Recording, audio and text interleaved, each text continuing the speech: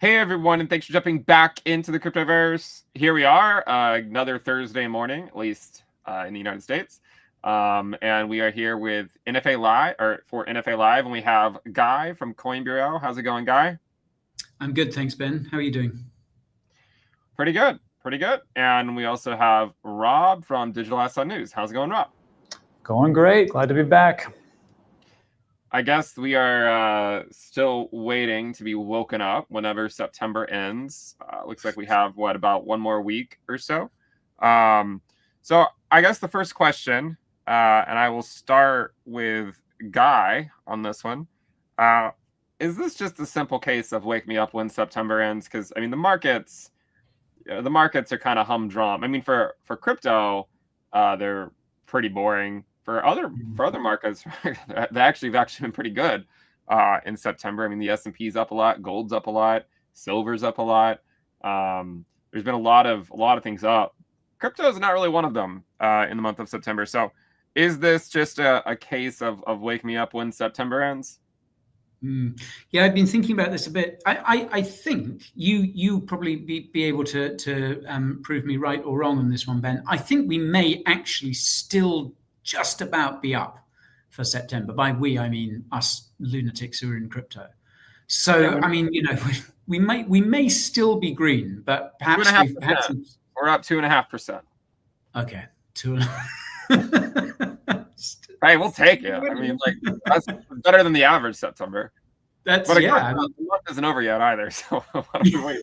So it could be a lot lower by the time we do the show next week.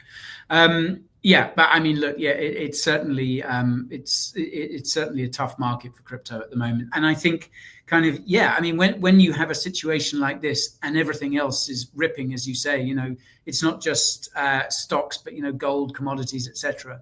Then obviously this is a crypto specific issue. This isn't, it's not like we've got tariffs or fear of tariffs or uncertainty caused by tariffs or anything else weighing down on the market. This looks like this is a kind of crypto problem. And it looks like we seem to be having this kind of decoupling from risk on assets like crypto and risk off assets like gold and what have you. And I mean, thinking about this, I guess, in terms of, because there isn't anything really obviously bearish out there in crypto at the moment. I mean, and in actual fact, as we may come to talk about later, there's actually been a lot of good news around. And there is more good news kind of in the pipeline. But again, we'll kind of talk about that a bit later. So I guess at the moment, in terms of crypto, what we need is basically fresh liquidity and fresh catalysts, in order to drive excitement, because this is, as you've always pointed out, Ben, price drives narrative, and we need attention on the sector in order to push prices up, which then is then able to fire things up a bit, and we get a bit more movement in that regard. But it seems like the initial excitement over DATs, these treasury companies, that seems to be slowing down. Obviously, that was responsible for really pumping ETH's price not so long ago, although it feels like a long time ago. ETF inflows have also been slowing. I think we're still seeing inflows, though. I haven't checked them for the last few days, but the ETFs, last time I looked, we're still getting inflows. So it's not like there seems to be a mass exodus. Perhaps that's the case now. But yeah, it's kind of I guess you'd call it a negative feedback loop. You get no price movement, so the sector doesn't really catch attention, and so you get no price movement, and you're kind of stuck in that cycle. So what we need is really something to sort of jolt us all out of the kind of torpor that we're in and get people more interested again. I think there may be a couple of other factors weighing things down. There was this talk that the SBR, did you see all this reporting from various US government agencies came in or hasn't come in? There's now some doubt as to whether the US actually has all the Bitcoin that it claims to have. So I've seen some doubts about that, and I think Nick did a video on that earlier today, actually. So there might be that, and we're just kind of waiting. The Clarity Act is sort of stuck. We're not quite sure. Some people are saying, oh, that could get looked at, that could be passed before the end of the year, but there seem to be headwinds. I think a fair few Democrats are kind of not all that on board with it, although not all Democrats, I think it should say. And yeah, it just seems like stocks, and particularly gold, I think, gold setting yet another all-time high recently, they just seem to be catching attention. And I think crypto is just one of those things. Without attention, it just shrivels. So yeah, we need something to drive that attention back to it. And it's kind of a hard thing to jumpstart, I think, because of that negative feedback loop that I pointed out earlier. I think one thing we haven't considered is, how do we know that the market won't reverse if Rob jumps in the pool behind him? That's true. Yeah, we don't know. That's very difficult to, unless I have to pay Fiverr a lot of money again for them to AI generate that. But yeah, I can, if everybody wants to get a pump, I will do it for just a measly 1 Bitcoin. No problem. Just the one. The correlation is obvious. How about a Bitcoin, but at its price a decade ago? Yeah. What are you, the Celsius bankruptcy judge? No, I don't want to do that. How about $20 in a time machine? I'll take the time machine for sure. If I can go back and buy that was 500 Bitcoin for $500 that my son was trying to sell me back in 2012, for sure, I would definitely do that. I'm just saying, NFA Live is going to be on your channel next week, and September will be over. So what better way to kick off? What do you think, Rob? Is it a classic case of wake me up when September ends? Guy said everything great. The only thing is, September started off so strong. I think like Bitcoin was up around 7-8% for the month as far as the average, and then even the total market cap was up 9%. And now, of course, we're switched. There's this great website called Into the Cryptoverse. If you look at it, as far as monthly returns, I think it's like 2-point-something%. And then the total market cap is still green for September, 1.6-something%. So, things are good. But just like what Guy said, everything kind of shrivels. And you'll see, as things start to regress, you'll see where the money starts to flow to as people get skittish. It doesn't flow to Ethereum. And Guy, when you were talking about the ETF, if you look at the ETF just for yesterday, right across the board. If you look at the ETF for Bitcoin, it's all coming in and of course, BlackRock is the big buyer. So that's why, when we're going to talk about this later on for Q4, that's why I'm not going to sell as much Bitcoin, and I'm going to sell probably 90 to 100% of altcoins, and I'm out. Rob, are you trying to say right now, based on your ETF analysis, are you trying to say that you think Bitcoin dominance is going to go back up? Is that what you're trying to say? First of all, I'm waiting for that 2-hour feature-length video you're supposed to make on the Bitcoin dominance. Still hasn't happened. But I would say that, hour.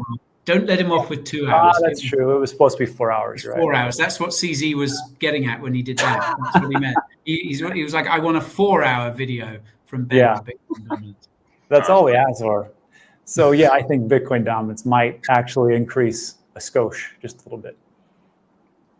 Yeah, I guess that, really that is the next question. There's been a ton of alt season calls, and I'm not completely put off by the idea of it eventually happening, but it seems like in the short term we're going to have a rotation back to Bitcoin. That's kind of what normally happens when we've seen this happen every year, right? Even earlier this year when Bitcoin drops, on the very first part of the drop, altcoins rally against Bitcoin, but then as Bitcoin goes lower, alts start to then drop against Bitcoin.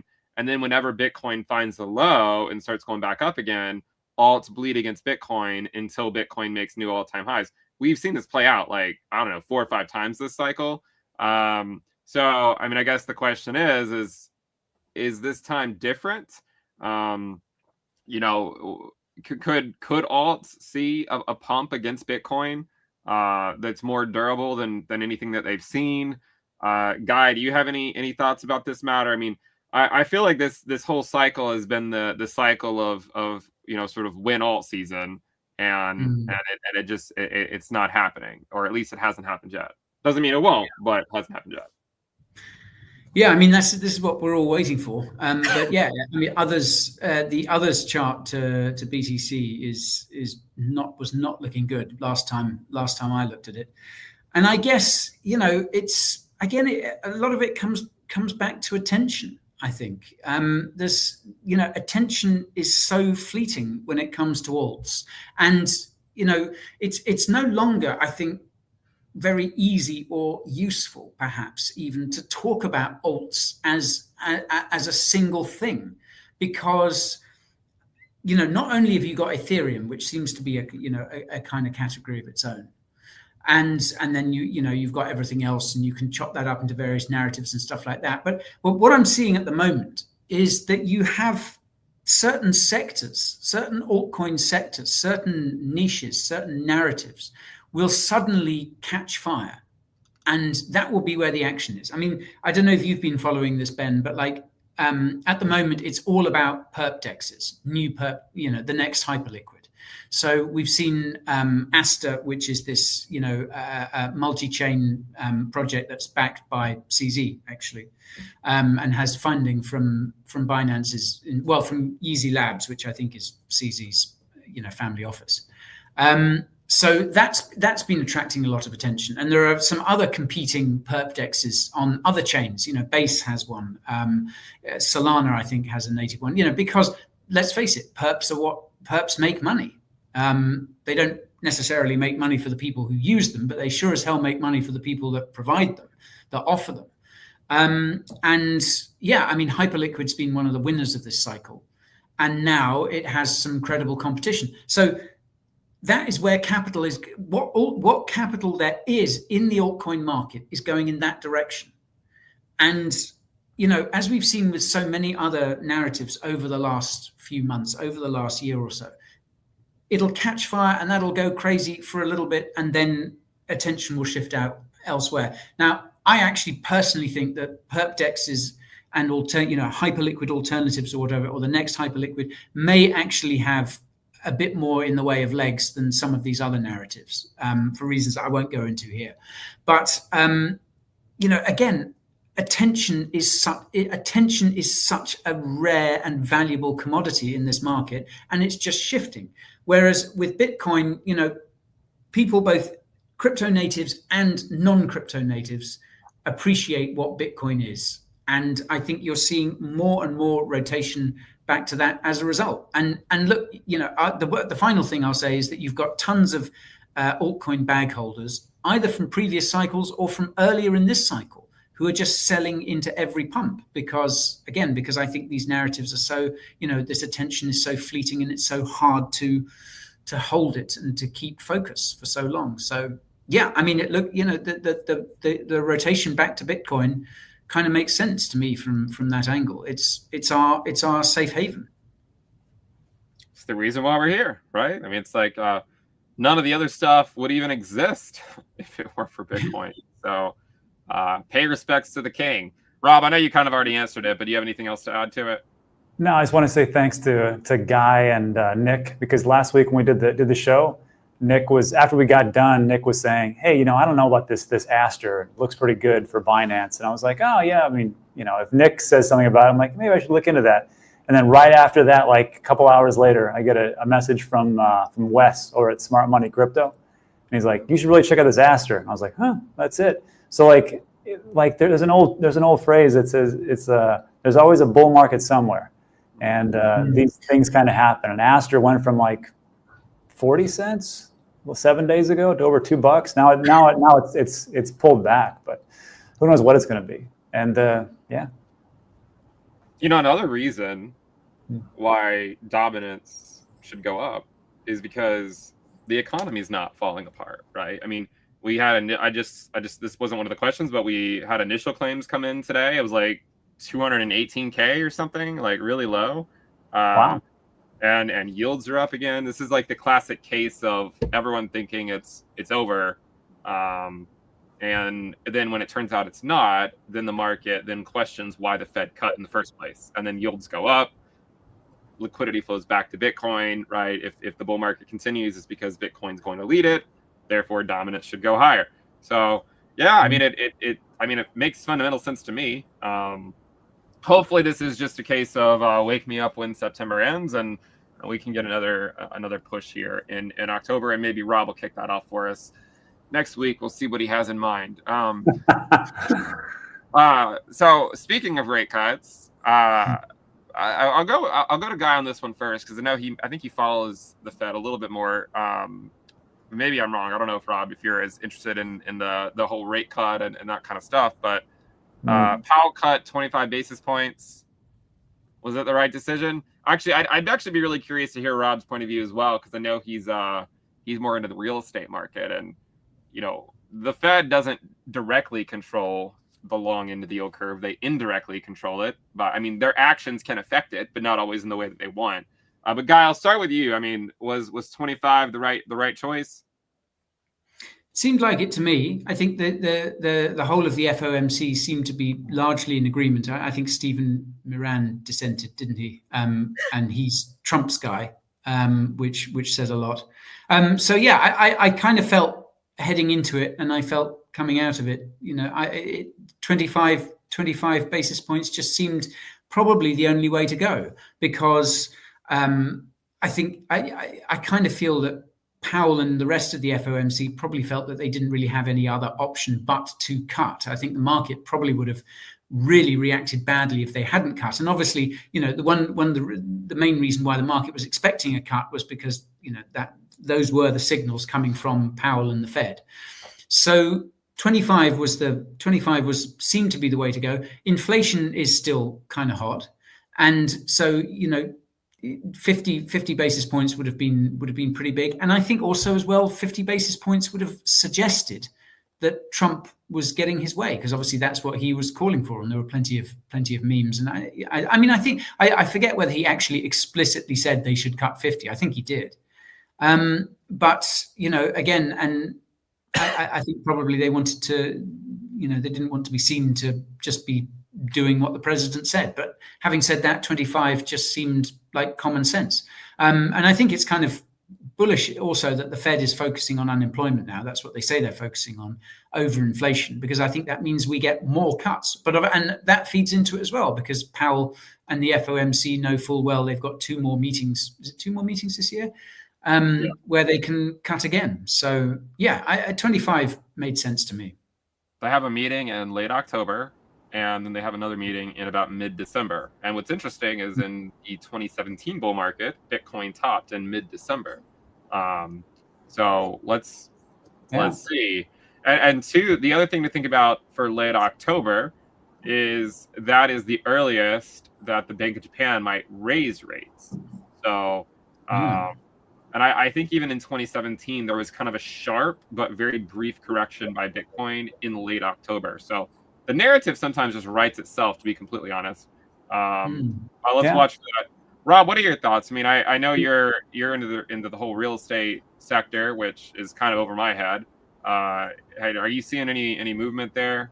Are rate cuts doing? I mean, I guess there's a lot more. No, there's not much movement. There's a lot more inventory coming onto the market, so it's becoming a buyer's market. So if you're a seller right now, it's like we're trying to sell one of our houses in Minnesota, and there's very few offers coming in, and you can just see like the amount of inventory. If you go to like Redfin or whatever else it is, you'll see that there's just a ton of it. And the reason is because, like you said, I mean, the Fed can do short-term rates, but they can't do the long yields. So people are saying, I don't want to pay 6 point whatever percent it is for mortgage, and that's it. But so real estate, I mean, I'm not buying anymore. So that part, I'm not buying or selling. But I will say about like Jerome and focusing on the dual mandate for jobs. Remember that in March 2025, we had 911,000 job revision, which was totally incorrect of how many were actually lost. So like all this data that's coming out, I sure hope that Jerome's getting the right data so that he can make the best informed decision. And maybe 50 basis points will look light coming up. I don't know. But I would have liked to see. I'll like to see that here in October. That's for sure. But of course, we'll pay the price. And if the inflation is up, inflation's up. I think it's trending downwards, especially with PPI. Someone says Bitcoin with the 10 cents. Worked out a 10 cents for a permanent key to 130K in Q4. Hey, I'll take it. As long as it's a wick and it happens when I'm not awake and I have my buy order set. Rob, wait a minute. But you said I remember you saying Bitcoin could go from anything from $5 to $1 million. That's below $5. You know what? I got to revise my price predictions. This is ridiculous. Imagine it. Yeah. I mean, that's not going to happen. But if it did, there would be someone on Twitter that would come to say that Rob was wrong. Yeah. Or no. There'd be somebody that say, "I told you guys. I called it the whole time." Yeah. All right. Well, Q4 is almost here. We only got about a week left. Do you think that, and this kind of goes back into the whole 4-year cycle stuff. I mean, we're kind of getting into crunch time in terms of the 4-year cycle theory. 4-year cycle, Bitcoin tops out in Q4, right? So is that something that we should have on our radar? The one of the interesting things is that normally the bear markets in the midterm years, are set up from a euphoria. We don't really feel it doesn't really feel euphoric right now in crypto. I mean, it feels euphoric in stocks. It feels euphoric in gold and precious metals. Not really feeling that in crypto. So, what are your guys' thoughts, Rob? What do you think here about the 4-year cycle? And I know you've said before that whenever the next bear market starts, you might check out for a little while. What are you thinking these days? I'm thinking, well, first of all, there's another good video by Coin Bureau Trading. Aaron put it out about the 4-year. He did a revision of his price outlook. Made a lot of sense. But for me, like I look at it, I still think they're intact.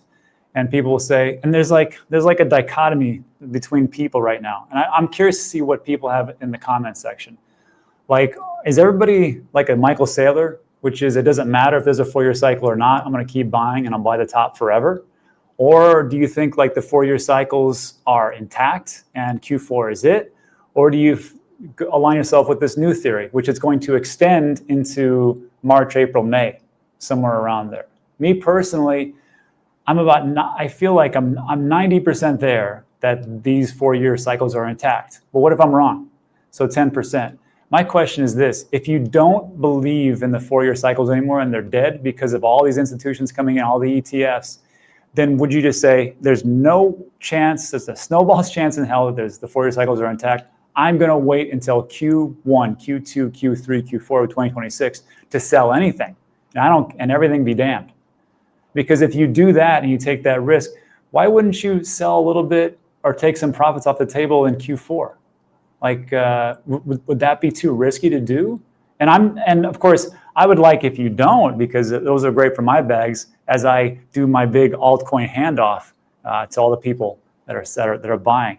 But I mean, I just want people to be aware that as far as like probabilities go, why wouldn't you take some profits on Q4, even if you're wrong, even if we're all wrong, and we're thinking, oh yeah, it actually goes to Q2. Why not take a little bit off the table? So I still think it's intact until proven otherwise, and that's what I'm going to do. And I'll keep a little bag into Q1 and Q2. The other thing too is, for people that are unsure, one of the sort of the bare minimum things that people can do at the beginning of midterm years, and we actually talked about this back in early 2022, right? The bare minimum is you can at least convert your alts back to Bitcoin, right? Like that. Because Bitcoin normally hits all-time highs first in the following cycle. So if you want to just risk it and ride a potential bear market next year, but you don't want to forsake your any exposure to crypto, you could just consolidate to the king and call it a day for a little while. Nothing wrong with that as long as you can stomach the volatility, right? And then it still gives you exposure. But again, I mean, to each their own. Guy, what are your thoughts? 4-year cycle intact? Is not intact?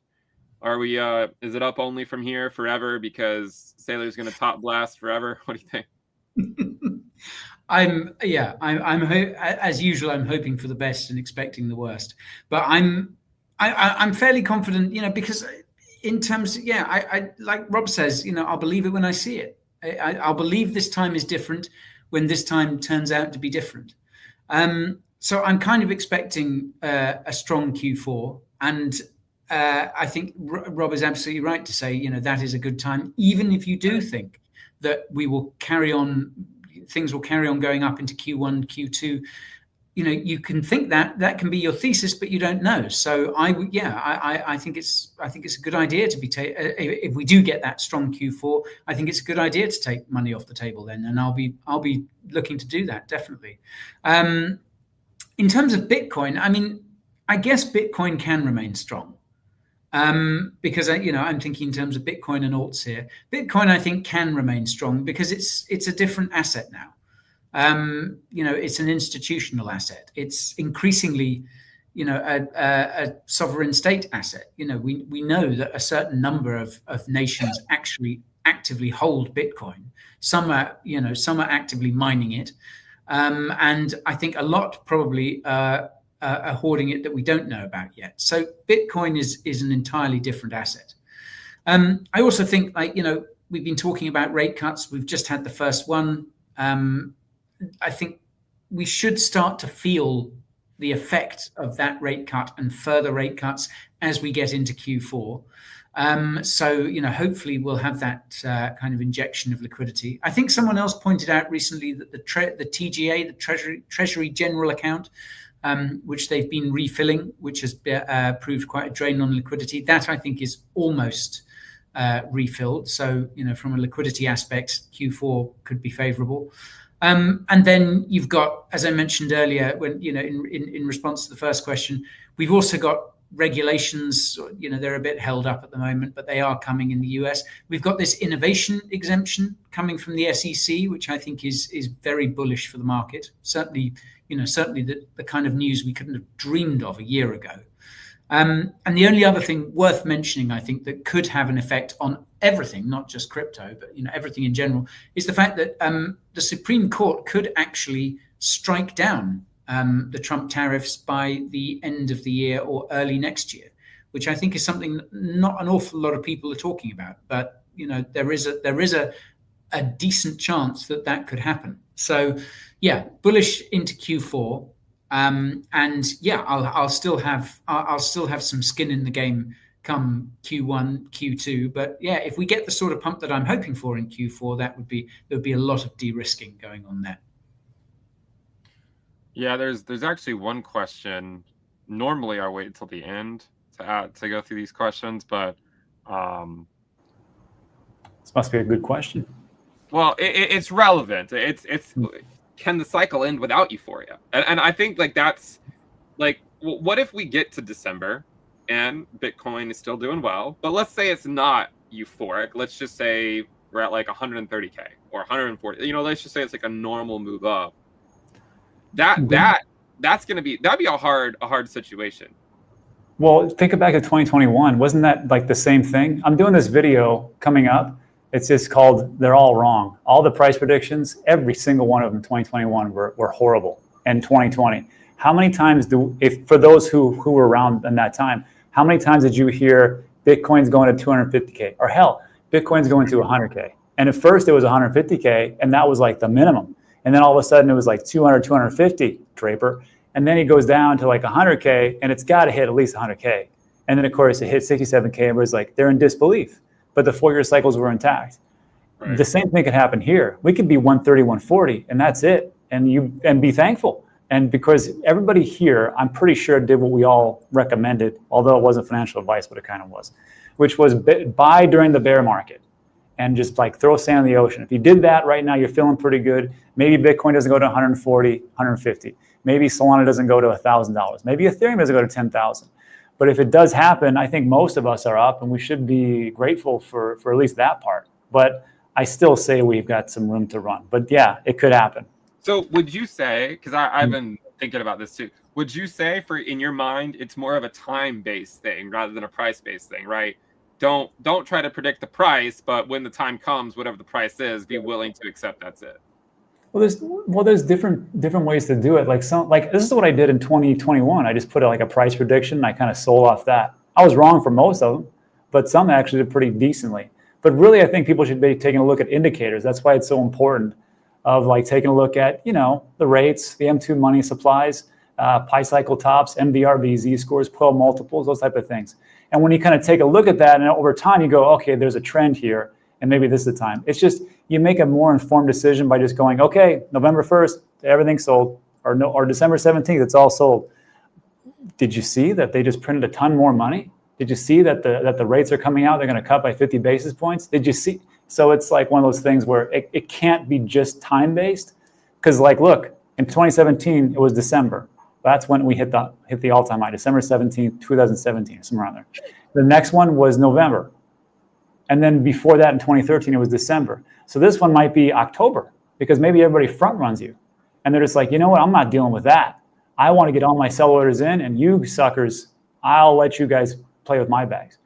And then in November, December, that happens. So, but you just take a look at, who's selling, where are these wallets, where are the whales, and then kind of, make the best decision. You're not going to get it 100% right, but as long as you get close to it, be happy. Yeah, I mean, I think everything you said makes a lot of sense.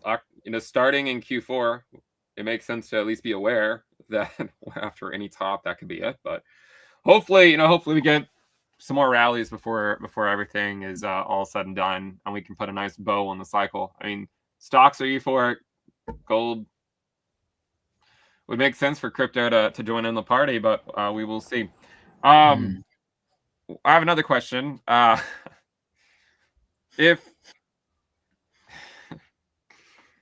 some of the top cryptocurrencies were high school cliques, which one would each be and why?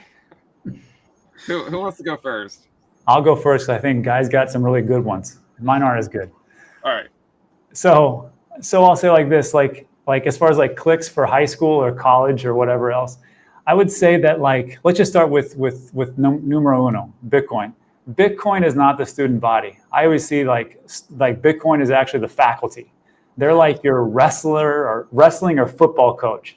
They don't play for you. You play for them, and they're gonna mold you into the shape of what you're supposed to be. And it's gonna be tough, and it's gonna be hard. But at the end of the day, you're gonna thank them for going, you know what? I'll be damned, you were right. I should have done it that way. So that's pretty much Bitcoin.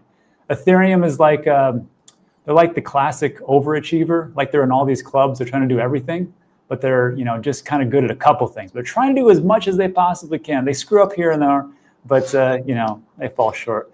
Meme coins, I kind of feel are like the cool kids, right?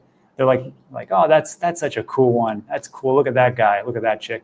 And then, but over time, that just kind of fades. That's why don't go to your high school reunions. You see a lot of people. You're like, wow, they age like crap, and that would be the meme coins. Cardano, they're like the math club nerds. Very few want to talk to them unless they got a math problem. And they're great at math. But they're really slow to actually take action. But they're there. And then Chainlink is like the math club president. Like you, if there's anybody you need to copy off of, it is Chainlink. It's the math club president. You're not going to invite them to parties. They don't get a lot of recognition, but they're there, and they're there for everybody. And then two more, World Liberty Fi. They're like the alma mater from parents' alumni, and everybody just kind of lets them in, even though they got a free pass to come in, but nobody really likes them, and that's World Liberty Fi. And then no one knows why they're there. Nobody knows why they're there. They're like, how'd you get here? My dad's an alumni. Oh, okay, I guess he's a punk. And then that type of thing. And then stable coins, they're like the hall monitor. They've got a bunch of function, and they kind of make things work. But you can't trust them because they'll turn you in and they'll drop a dime on you to the authorities. So that would be stable coins, Circle, and Tether, freezing accounts. That's how I see it. So Bitcoin is the sort of the metaphoric "damn kids, get off my lawn" type thing. Yeah, exactly. That's it.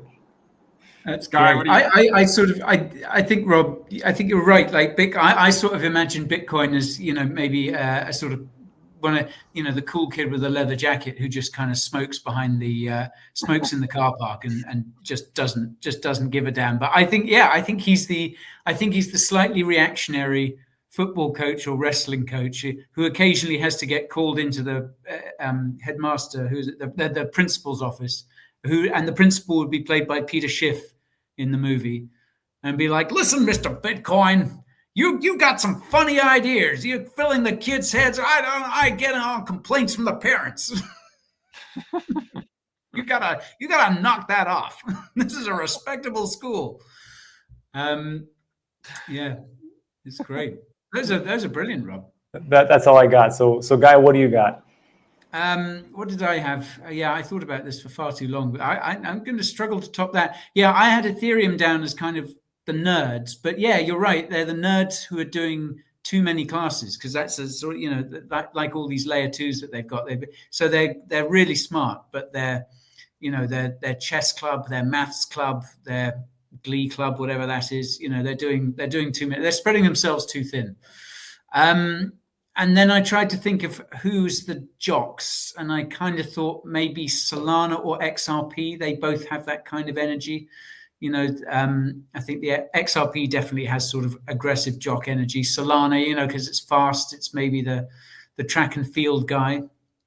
Cardano, yeah, I had them down as sort of nerds, but also like what did you say? Chess club?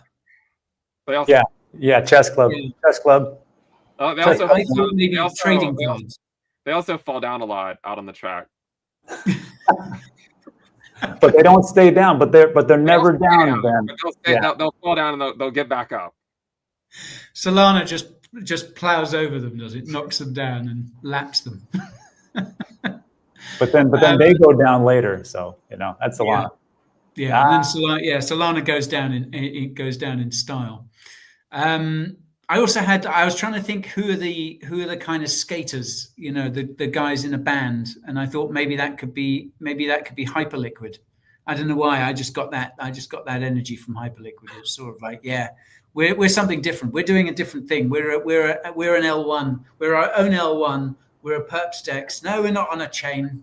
We're not an Oni chain. We got our own chain, man.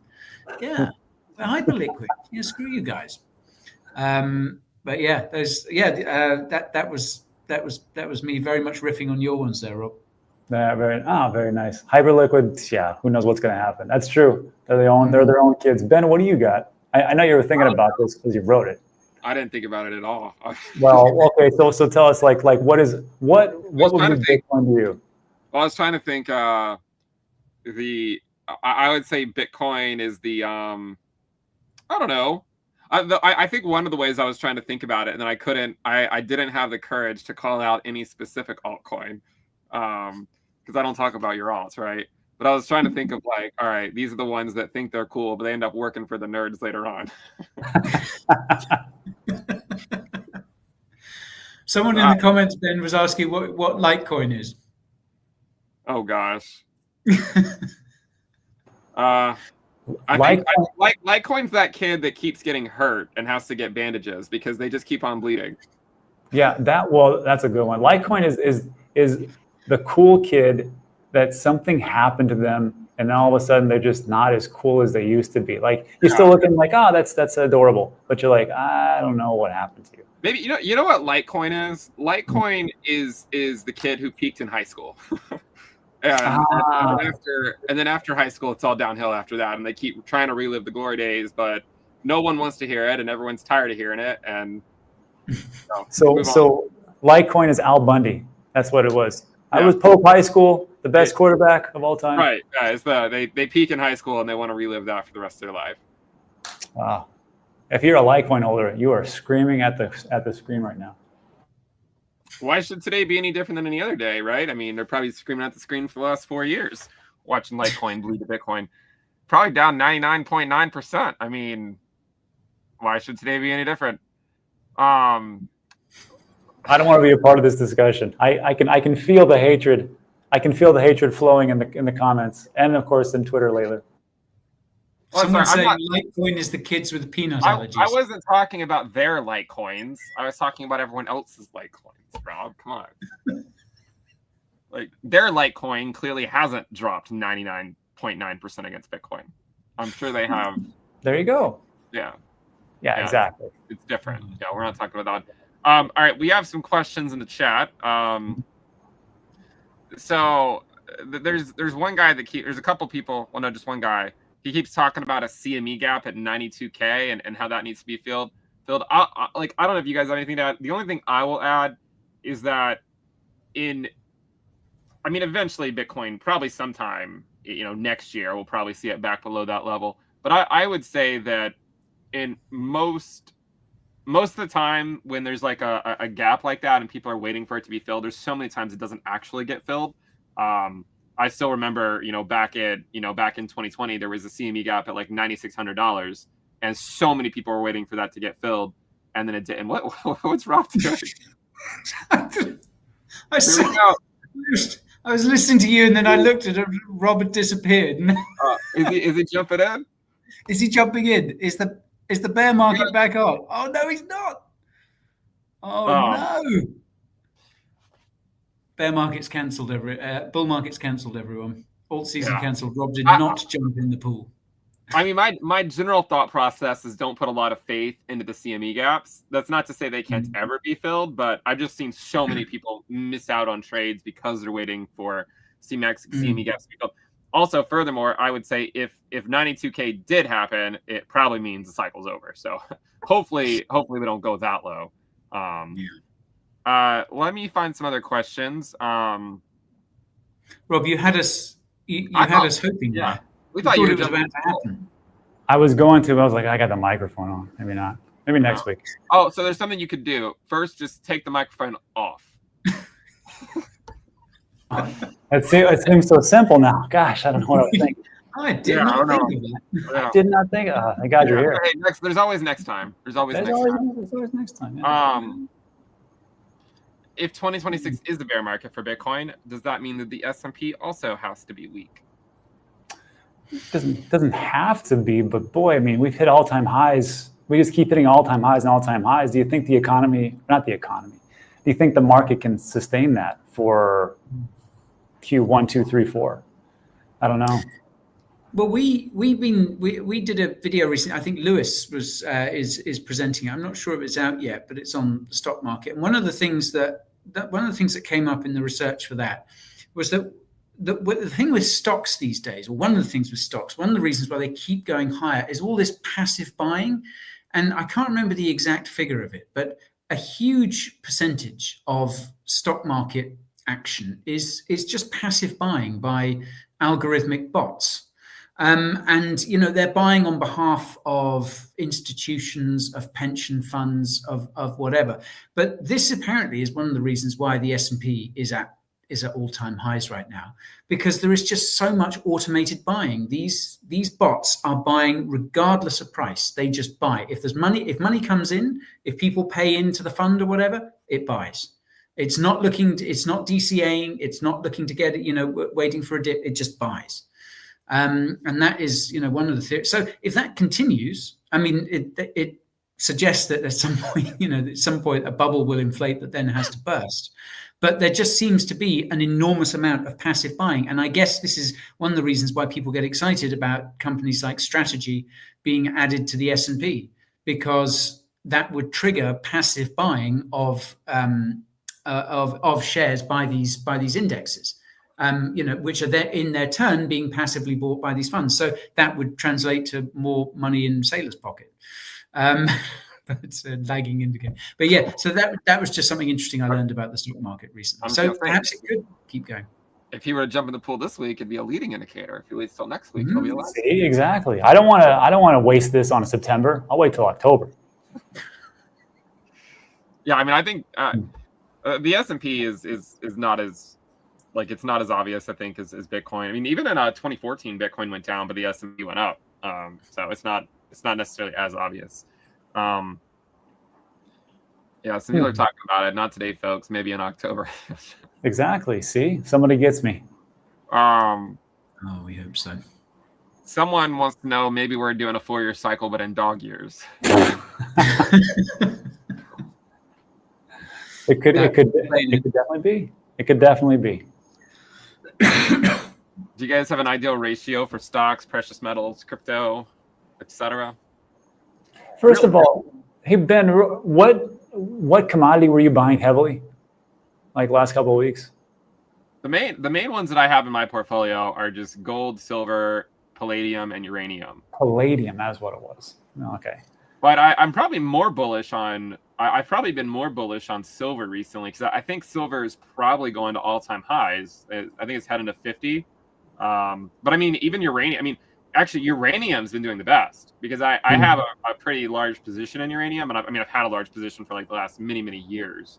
But it's up. Like I think uranium's up like 100% this year. Like it's up a ton. And it kind of makes sense. I mean, in general, I feel like energy could be a good way to go, like nuclear, that kind of stuff. Some of the nuclear stocks are doing really really well. It makes sense because of the AI boom. We have to solve our our society's energy needs for us to be able to just to be able to for the compute power. To just allow the AI stuff to even be a possibility. And so I'd say just being bullish on energy has been a good idea. The other thing too is there was another question about where are we in the economy. A lot of times oil will rally before the end of a business cycle. We haven't really seen that yet. I mean, it had a rally in 2021, but it hasn't had another rally since. And so maybe watch out for that in the coming weeks. Someone says that Litecoin is the crypto silver. I remember that phrase. Bitcoin's gold.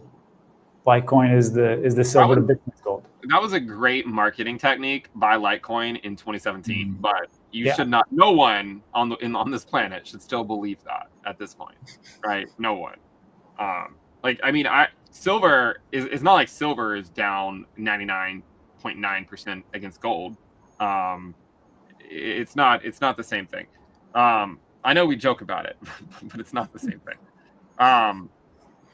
What else do we have? Maybe one more question, and then we'll wrap it up. Someone says uranium. Then, are you with your uranium? Are you buying an ETF, or are you buying like the actual? Like, are you buying the metal? Are you buying? I don't think I'm legally allowed. Well, not like actually, the physical thing, but are you buying like ETF shares in just a fund that just holds uranium spot or whatever?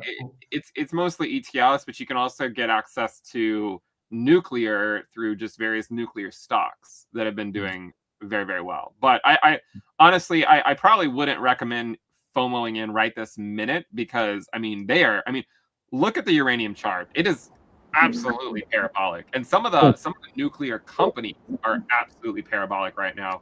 So it's a really hot time, which is weird because it's like we talk about there not being euphoria. I feel euphoric in some sectors, but not in the crypto sector, right? Like my gold position and silver positions, they're doing great, and I haven't seen them move like this in a long time.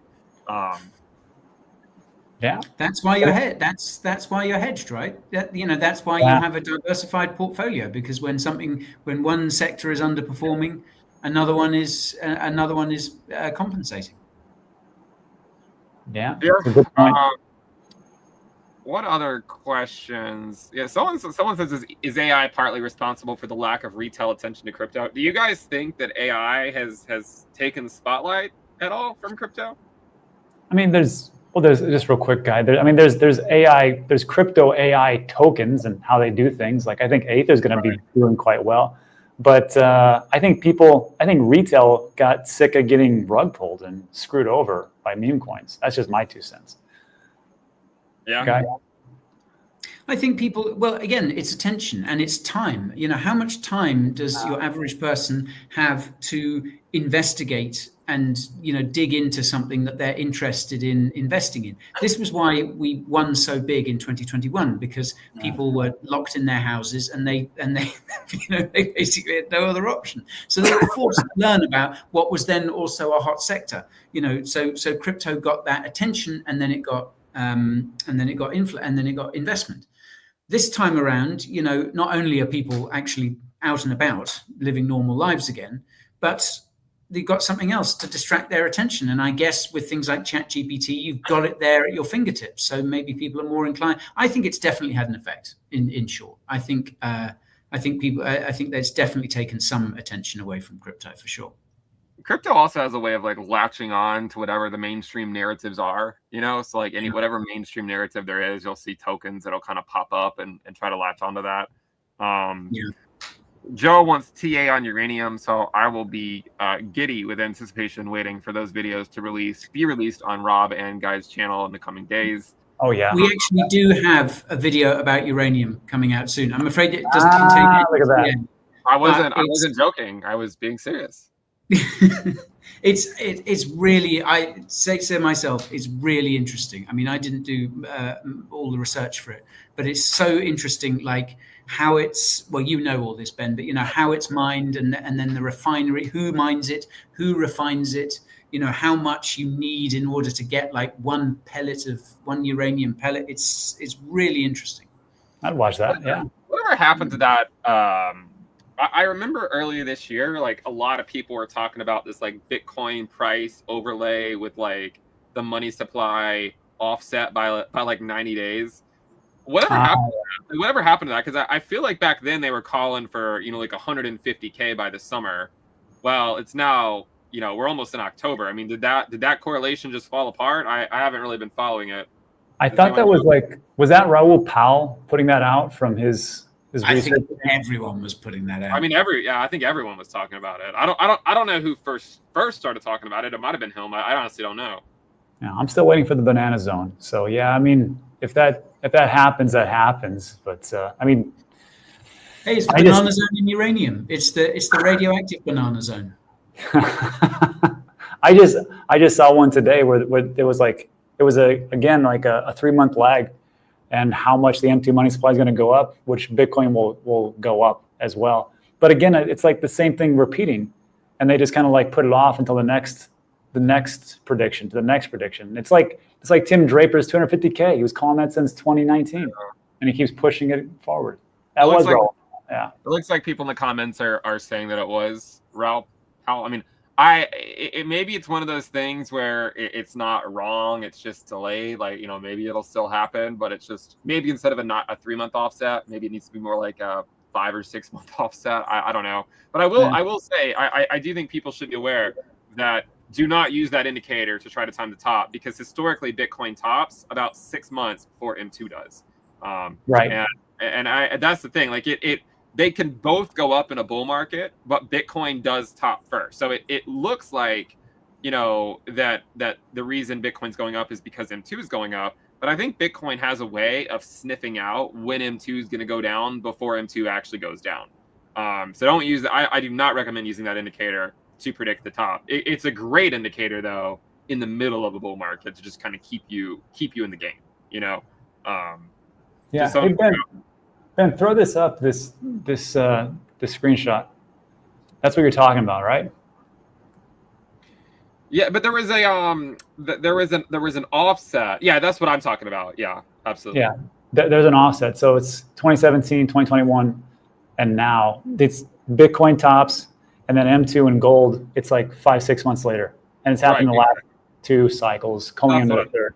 Yeah, so don't use the M2 indicator to figure out when Bitcoin tops. Bitcoin is a good indicator to tell you when M2 tops, but I don't know how you're gonna short M2. So. Well, 4x or something. Who knows? I don't know. Pokemon cards has taken mind share, keeping retail distracted. That is do you want me to keep your screen up, Rob? I just clicked off of it. No. It's just another thing I'm going to do later. I think we talked about this once before. My kids are into Pokemon, and I try to tell them, like, this was cool when I was a kid too. But like, you go to any store, and they're almost always sold out of Pokemon cards. And I wouldn't know this if I didn't have kids. I'd have no idea. But it's just crazy because it really does feel like, like 1999 or 1998 or whatever, where like all these cards were so expensive. And then it felt like from 2000 to 2010, like no one cared about Pokemon. And then they've made like they've sort of surged back. All right, guys, I think we're gonna wrap it up. We've gone on long enough. Next week we'll be on Rob's channel, where hopefully we'll be kickstarting October in the right way. We'll see what Rob has in store for us. But again, if you guys are not subscribed to either Guy or Rob's channel, make sure you guys do that. Links in the description below. Pleasure to have you guys here. And we'll see you guys next week. Thanks, everybody. See you, everyone.